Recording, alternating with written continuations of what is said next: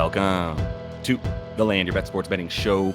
NFL Week 8 got the player props in this episode, about 9 of them that I'm looking at with you guys here. Nate's also got his episode up with some closing looks. He's got some player props in there for you guys, so definitely make sure to subscribe to the channel. Check that stuff out as well. LandYourBets.com is live. I'm going to be using the Swishland model that is on the site there. Those projections that we're using each and every week also have those in the NBA. So I'll show you a little bit of all of that and get into all these player props that we've got for now. Quick bit of housekeeping for those of you who hit me up at the email support@landyourbets.com about stuff like the free month. We're on overload, but we're getting right back to you guys as soon as we can. Nobody's missing out on anything that we're putting out right now, at least. So that's good. But let's get into what we like here. The model loves James Cook. Let me just be very, very clear that the model has been betting on him all season and giving us those bets, right?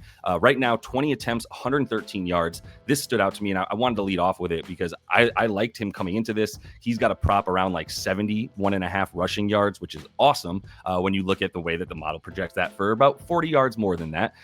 Look, this is based a little bit on the fact that the game script is expected to be positive for the Bills coming out of the bye. A nice spread there for them that considers them heavy favorites, and as a result, the model does consider that into game script into it, and then says, well, James Cook's probably going to get a few more looks there, and based on his yards per attempt and how we see Carolina as overrated, this should be a good spot for him, right? The sharps here are big on the Bills, and it's all the spot here. It's the fact that they've played a brutal schedule up to date, and so far the Panthers have played a pretty cupcake schedule with their wins. Couple good teams in there, but for the most part, really not that tough, and that makes them look a lot better. So James Cook's already had 80+ rushing yards in 4 of 6 games this season, and the ones that he did not were the ones that we called an under on, including the Pats, where it was like, I think this is going to be a lot more neutral against the Patriots at the time. Patriots were a bit underrated. Bills hadn't played anybody really at that point other than the Ravens, so it was really a good spot to go under. This is not that spot. This is where we expect them to be winning and able to lean on the run, which is what they would prefer to do.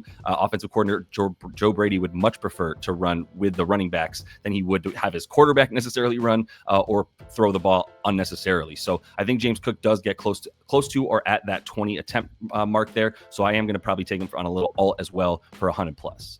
Next guy I'm going to look at with you is Quinshon Judkins on the Browns. Want to show you how much the model also likes Quinshon in this matchup here. I'm going down to the player prop projections that we have on the site here for week 8. And I just love this easy to use chart right here. And so I like showing it to you for the videos as well. It's just really good visuals as far as I'm concerned. But if you come in here and you type in QUI, anything, you could put it in position for running backs, however you want to find him. He's right here, and we look at him at about 20.5 rushing attempts, which is actually higher than what the market list is him at right now at about 17.5, 96.7 essentially rushing yards with a couple targets and maybe about 10 receiving yards. But that stands out to you, right? And this is way above market in part because of the matchup right here, right? And the expectation is that maybe he's not going to be able to run on a Patriots defense that has been really good against the run. But again, I think the Patriots, this is going to be a spot for the sharps once again, and the Patriots are a bit overrated, and that's why they like him, right? And so if you look at Quinshon and the way the model likes him, we're opposite the market. And again, we like this and the model likes it because the sharps kind of like it. They see the Browns as undervalued in this matchup, having played a gauntlet themselves schedule wise, and the Pats having a much easier time of things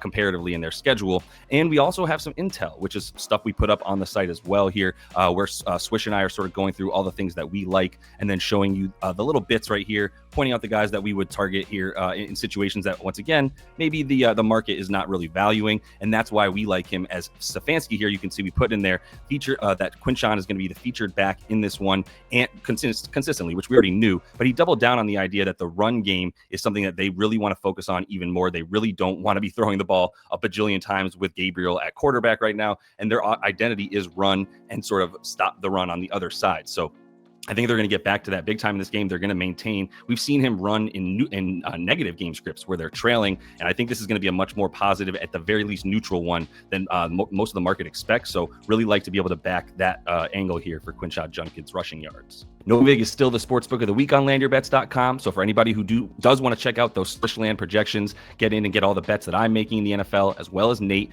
go ahead and sign up for Novig, one of the best sportsbook exchanges out there right now. Everybody's hopping in there, so you can just bet against each other rather than bet against the sportsbooks. Set your own odds, choose the odds that are listed from the opposing players and other people using the app. Really great way to bet and not have to bet against a sportsbook, right? So if you want to sign up for this book right here, use code LYB, and then just email us, support at landyourbets.com. That's what I was referencing at the top of the video. We're getting a lot of people coming in telling us they signed up, and then we go ahead and get you access to the site on all the premium stuff there for a free month in the premium stuff on landyourbets.com. Keeping the spirit of the running backs going here, got to go back to King Henry, and we're not against the market in this one, right? Everybody's expecting a big game from King Henry here against the Bears in a very big, crucial bounce back spot, obviously, for the Ravens. And most importantly, they're getting healthy. So I think Derrick Henry about to be back. I think Lamar Jackson is the big reason for that because he's back as well, right? Coming back from that injury. And I don't know that Lamar is necessarily going to be taking off very much and somebody that you want to back. We have him listed at about 40 rushing yards, 7 attempts, right? We've seen him get as high as 10 or 11 attempts when the designed plays are there for him. I don't know that the designed runs will be there for him, but the RPOs are. And as a result, he might take off in those situations. But still, I think he's happy to give it to Derrick Henry. But those RPOs are what make you feel good about Derrick Henry doing well, is that the threat of Lamar running the other way, if you follow Derrick Henry, keeps you sort of at bay, right? And keeps the defenders from being able to attack Derrick Henry behind the line, which means he's already got probably a pretty full head of steam by the time he gets to the second level. So really like him in this one against a Bears defensive front that I think is overrated right now. When you look at the teams that they've played, there's about 4 of the 6 teams that they've played are in the bottom 10 in terms of offensive rush EPA. So the Bears looking pretty good on defense against the run is a falsity, is what I'm saying here. And I think Derrick Henry is going to be able to take advantage of that to the fullest. If you watch Nate's episode, you know we both like Chuba Hubbard receiving in this game. I think we're going to be seeing him consistently out there in those passing situations for the Panthers. And I expect them to be passing a lot, as I sort of mentioned the fact that I like James Cook to be running on the other side. I think the Panthers are going to be playing catch up, and they're happy to let Andy Dalton throw a lot more so anyway than they are Bryce Young, right? And we're going to have Andy Dalton in here for this one, which kind of lifts the pass game for everybody. Some receivers on his team, definitely, and Chuba as far as the pass game goes. And the angle here is that we do expect him to see another 3 to 4 targets, and that could go up to 5 or 6 in the event that he's out there for passing downs because they're down a couple scores by the third quarter, right? We know Rico Dowdle is not used in that way. He's definitely a lot more of someone that's just going to be a downhill runner. This Bills team, we expect to definitely try to sell out a little bit more against the run. That's something Nate and I talked about because they do believe if they can stop the run, then they know that there's no play action available for Andy Dalton that they'd have to worry about, right? And the strength of the defense for the Bills is the pass defense. We know that's been that way since last season, but for the volume here is what we're chasing, right? And the fact that running backs have done really well both in receiving and rushing against this team, we just think they'll be ready to at least stop the run enough and then score on the other side to put pressure on this Panthers offense to have to throw. Got to go back to Tucker Kraft, and I actually think it might be time to abandon the touchdown here.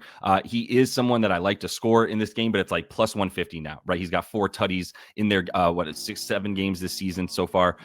So yeah, we're not going to necessarily want to take a plus 150 on a receiving touchdown, even from a guy who does get targeted in the red zone a lot. I think we still got some value on the yards. The model agrees that we have about a 5 or 6 yard edge if you take an over at about 50 yards for Tucker Kraft, which is where his line is living right now. And we've also got this added Matthew Golden note, which is that he's questionable now, right? And we saw him, I believe, leave the game for a number of drives in the last one for them. And now he might not play in this one. They're already beat up to crap at wide receiver, right? With everybody that they already have out. So I think the key here is targets, volume, and a bloody game against the Steelers, where it's like tight ends are actually a little bit better against the Steelers than wide receivers. They're still at about like an eighth or most, I should say, for the Steelers defense in terms of limiting tight ends. Not good at it for the receiving yards and the receptions. They're going to be bottom 10 in both of those categories. So this is a good spot to take a guy who's really, really good and one of the best in the league, still top 10 in air yards for tight ends. So I think he's going to do a number on the ground here. And we could be looking at like 4 for 60 or even 5 in that range. Keeping it nice and neat, we got to go back to what the model tells us with Evan Ingram. And I'm using the eye test as well. Like I see him getting used out there. And each week since we've been betting on him the last 2 weeks, he's continued to rise in his usage within the offense. He's not somebody going downfield past like 10, 11 yards. I will say that. The ADOT is not sexy. The yards are still low though. It's like 30 yards and we're staying ahead of this, the market, right? We already said we liked Evan Ingram for about 30 yards when his line was listed at 22.5 a couple weeks ago. And that was on the heels of some intel that we picked up in the model. Once again, we're scraping the web, getting all the coach speaking interviews, getting all the podcasts that are with the beat writers and everybody talking about things like injuries and usage within an offense, right? All that nerdy stuff. We've got that coming to us in bunches from scraping the web, like I said. And Evan Ingram has been someone that Sean Payton's been talking about for a number of weeks. It sort of was the impetus for us to go ahead and start betting on him. And he's continued to have 8+ targets in the last 2 weeks, 6+ in the last 4. And his snap percentage, like I said, since we started betting on him, has continued to rise up at about 56% last week. And even when was out there for like 35% of the snaps, he was still running a really, really high target rate route percentage, because he's not a blocker by any means. So if they're passing and he's out there, it's because he's going to be used as a receiver and not a traditional tight end with his hand in the dirt. Going to continue to bank on him getting the 6+ targets. That's all we need for him to get 34 yards at about 8 to 9 yards per reception. I was talking about Rome Odunze for a while at the beginning of the season. Things cooled off a little bit for us, and a lot of actually Bears had some positive game scripts out there as well. But this is not one for them. I think this is another spot against the Ravens, who we target when it comes to opposing wide receivers, especially since last season. They're getting healthier, right? They're going to have Marlon Humphrey back, I believe, in this win. Kyle Hamilton should be back in this game. So it's going to be tougher than it's been for opposing wide receivers against the Ravens. Still, the volume, once again, I think they're going to be passing a lot. The run defense should be a bit better with guys coming back, especially in the middle as well, for the defense for the Ravens. They're just going to be tougher to run. They're going to be from behind. This is the dude that you go for. And the Switchland model likes this guy for 10 targets in this game. I'm with that. If Rome Odunze is getting 10 targets, the way that he's been getting deep balls, and he is, I would want to call him the deep threat with Burden around still, right? But he is a preferred target and the preferred deep threat over a guy like DJ Moore, who's used by Ben Johnson more on shorter stuff and then crossing routes and things of that nature. So I think Rome Odunze is going to keep being the deep threat that can be relied upon to catch a couple balls for 20+ yards, and his receiving prop is pretty beatable as a result. Van Jefferson came through for us last week. He only had 4 targets, caught all 4 balls though, and got us the little mini ladder we had. We had him for 30+ yards and for 40+ yards there. And he was only listed at 22.5 as his core receiving line last week. That's been bumped up about 8 yards. But what it tells me is that he definitely underperformed in part because he came out for a drive last week. And now we're going to be in a situation where you expect them to be losing once again. The Colts are going to come in and put a ton of points up on this Titans defense. And Cam Ward allegedly has been unleashed by new head coach Mike McCoy. We were wrong last week when we thought Cam was going to run more. Mike McCoy kind of tricked us with that. Not important. The important thing is we can buy into what he said, because Cam threw a ton last week, right?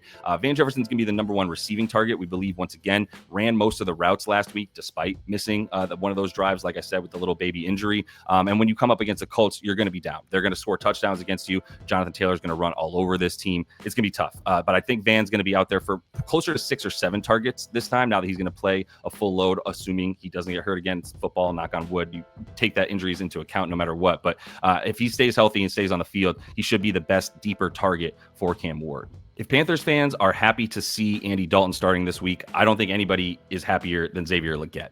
He is going to probably benefit from the targets from Andy Dalton this week. Really like him to come in and build off of the 11 targets he had last week. The interesting thing about his 11 targets was going into the fourth quarter, he had 6 targets from QB Bryce Young, who got hurt, came out, and then Andy Dalton played 3 drives, and then I think he kneeled on one of them, right? And 3 of those drives that he was throwing and actually trying to move the ball, Legette got 5 targets, right? McMillan got 1 target in that situation. He doubled or tripled anybody else in terms of the amount of targets that anybody saw besides himself. Although Chuba did get a couple, which we talked about a minute ago. So I like him on the targets. Now, his yardage prop is really low. It's at 32. But again, I think the receptions are going to be a really good way to go, and we'll play that with a little ladder. I'm following what happened this season. The little story here for him is that first couple of weeks, he had Bryce Young, but he still saw 7 and 8 targets. Got hurt, missed a game. Came back for 2 games with Bryce Young, saw 3 targets, didn't do much, was still getting ramped back up from injury. And McMillan and Bryce Young started to build a little bit of a rapport. But then last week, still had 6 targets through 3 quarters. It's fine. It was Andy Dalton coming in, giving him almost all of his targets when he came in for those 3 drives. That really led me to go, all right, I'm gonna buy into that. I'm gonna lean into Legette on the receptions this week and go deep into the alts. So I really like him. Got a couple units on him to make us some money this week. Could be a boom or bust with him. But if he gets at least 4 or 5, then we're looking at a lot of plus money. All right, y'all, appreciate everybody's time. Definitely go ahead and give that video a like. Goes a long way. Much appreciated. Got plenty of NBA action going on as well. We got the model for the NBA, which is primo. I cannot recommend it enough. Going to be offering the ability to get in there for a free month as well for signing up for any of the sports books in the description of the video. So hope to see y'all on the website. And until I do see you next, happy betting.